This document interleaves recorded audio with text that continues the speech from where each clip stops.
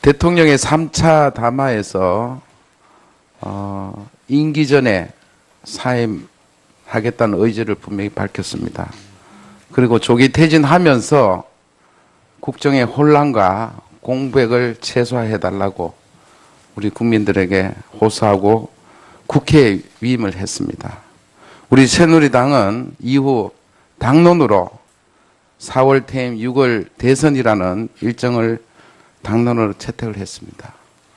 이 같은 사실을 아마 대통령께서도 충분히 아시리라 보는데 지금 우리 새누리 당론에 대해서 대통령의 뜻이 무엇인가 우리 비서실장님 한번 말씀 좀 해주시죠.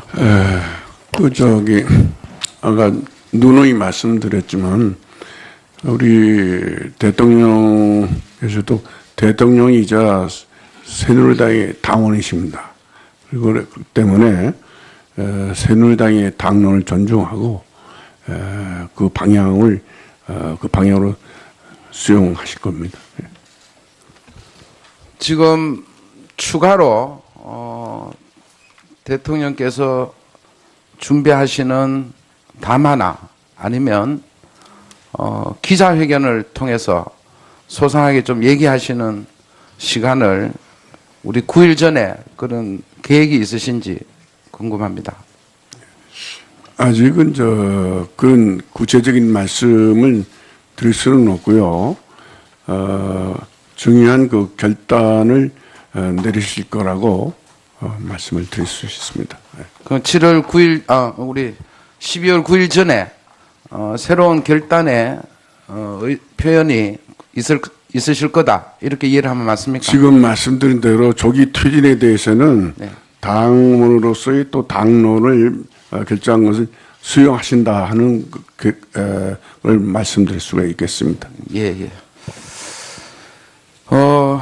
우리 청와대 출입 경호차장님, 네. 전 존경하는 우리 황영철 의원님 말씀에 많이 공감을 하고 있습니다.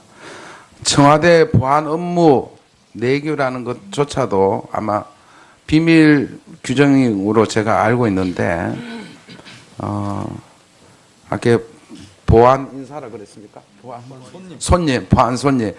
대통령 접견 인사의 경우 출입증을 폐용치 아니하고 별도로 이렇게 출입을 하고 있는 거죠. 맞습니까? 이 자리에서 상세히 말씀을 드리는 것은 좀 경호기법상의 문제가 있기 때문에 그 상세한 답변은 드릴 수가 없습니다. 그러니까 네. 쉽게 말해서 저는 이렇게 물어보겠습니다. 그러면 특히 부속실에서 경호실에 사전에 출입 협조를 요청한 자나 차량에 대해서 출입 조치는 하고 있죠. 네. 하고 있는데 지금 보안 업무 내규상 이분들에 대해서 실명을 기재합니까 안 합니까?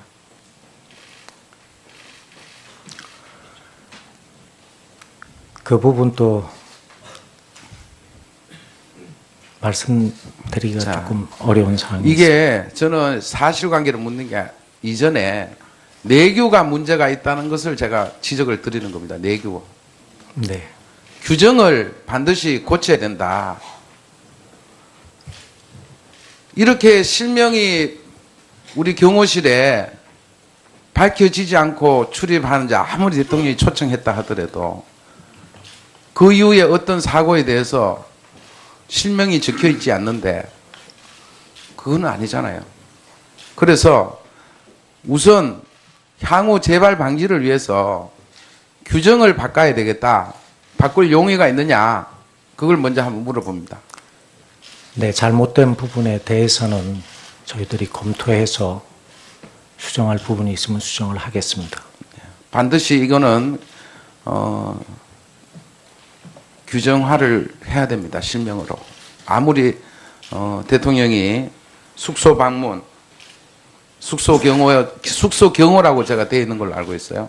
숙소 경호에 대해서도 실명이 기재가 되고 경호가 차질 없도록 우선 규정이 바뀌어야 된다. 이런 말씀을 드리고요. 그렇게 긍정적으로 답변하신 걸로 듣겠습니다.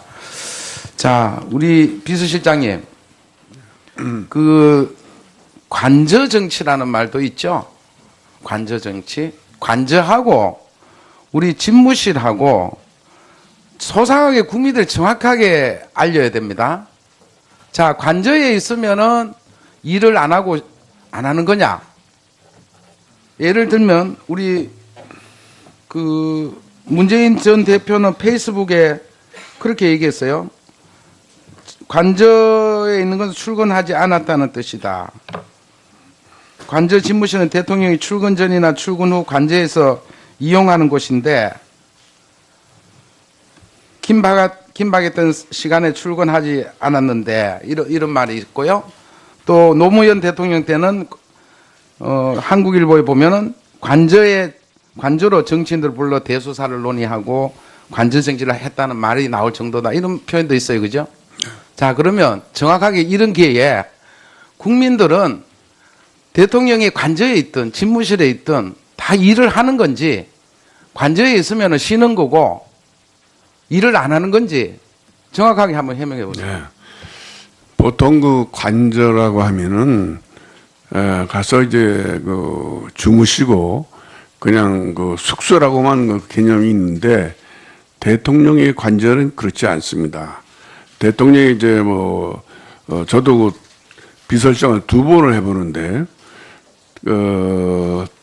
관저에서 편안하게 집무하실 때가 있고 또 이쪽에 큰 방에서는 또 거기에 많은 사람이 또 회의를 할 수 있는 그 기구 집무실이 있습니다. 그래서 본관에서 집무실을 하는 거하고 지금 제가 이번에 가보니까 위민관 비서동관 가가지고 이제 근무하시는 요 세 군데가 있는데 대통령께서는 이 세 군데 어디 가서나 집무를 하시게 돼 있습니다. 그래서 이 관저가 숙소의 개념하고는 다르다. 이걸 분명히 말씀드립니다. 네, 이완영 의원님 수고하셨습니다. 다음은 새누리당의 이종구 의원님 질의 순서입니다. 예, 강남갑의 이종구 의원입니다. 우선 그 비서실장께 제가 몇 가지 좀 여쭤보겠습니다. 지난 그 11월 7일, 11월 9일 날 대통령께서 종교계의 어른 그리고 국가 원로를 초청을 해가지고 국정 현안에 대해서 의견을 청취했다. 사실이죠. 그 당시에 그 한광옥 그 실장도 옆에 계셨죠. 아니, 없었어요. 아, 그러면 그 대화 내용에 대해서는 한 실장은 전혀 모르십니까?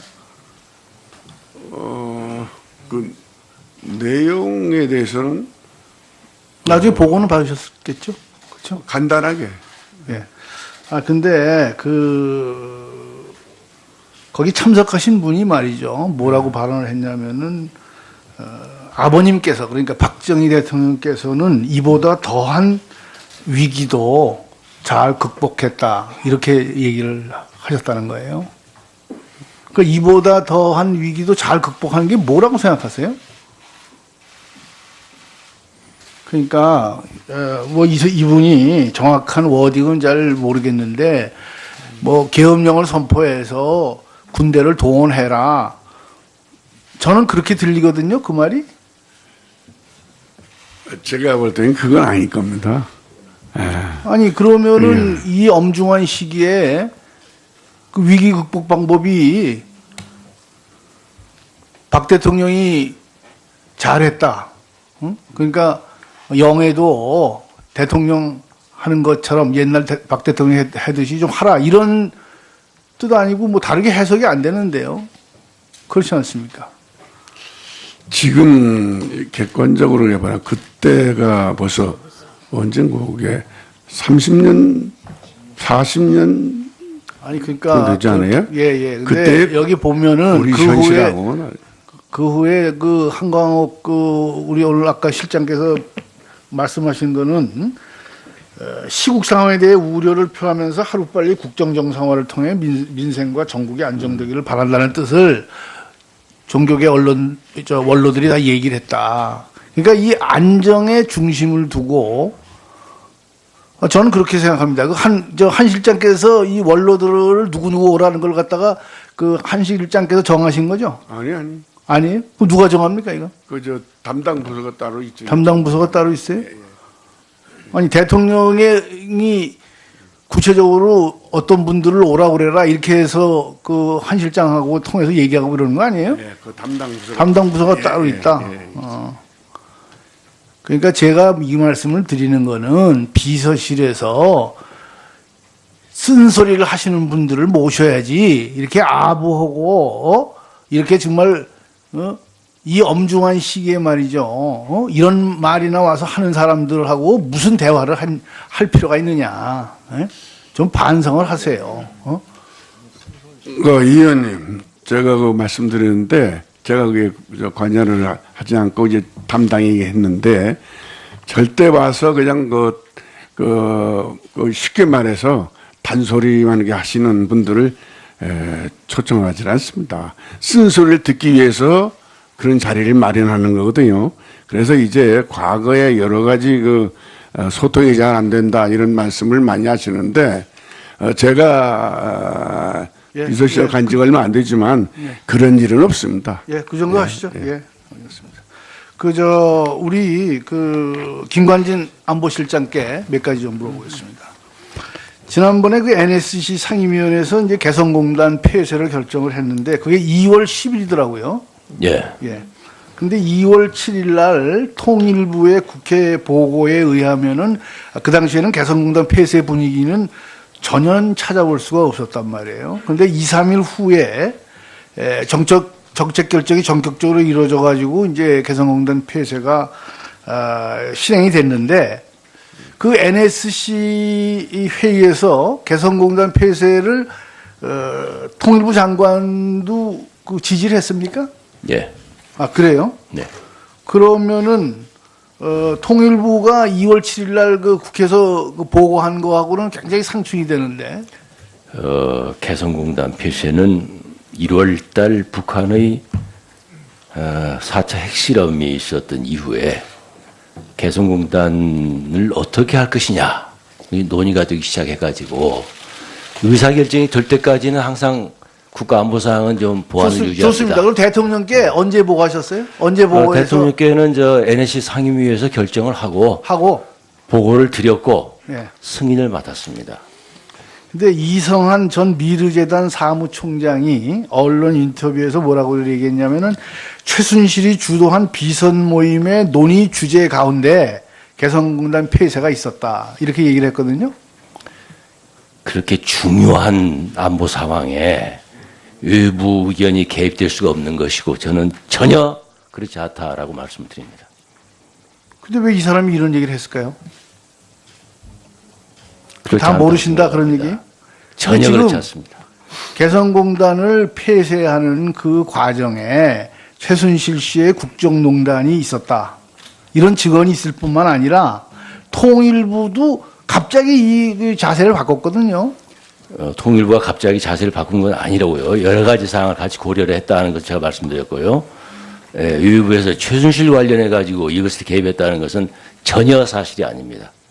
좋습니다. 그러면은 유일호 장관께 하나 물어보겠습니다. 이 개성공단 폐쇄 결정이 남북 공동체 이 문제에도 상당히 타격을 주는 거지만은 우리나라의 이 입주 업체들에게도 예. 거의 뭐 야반 도주하다시피 이렇게 나오지 않았습니까? 이 사람들도 영문도 모르고 폐쇄가 결정이 됐는데 유일호 장관은 그 당시에 통일부 또 NSC 이쪽하고 협의가 있었어요? 폐쇄하기 전에? 그 제가 직접 한 건 아닙니다만은 국무조정실장이 그 NSC 회의에 참석을 합니다. 그러면 이제 그를 통해서 저희도 그럼 의견 제시는 했습니까? 이 부분에 대해서? 제가 이 무슨 폐쇄 결정에 제가 의견 제시를 할 입장에 있는 사람은 아닙니다.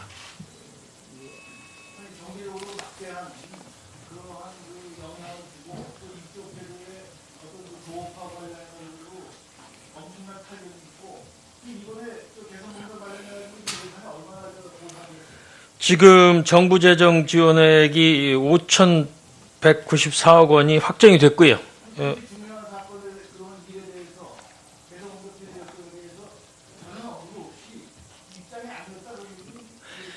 그러니까 이것은 안보 라인에서 그것을 어떻게 하느냐를 결정을 해야 되는 것이고요.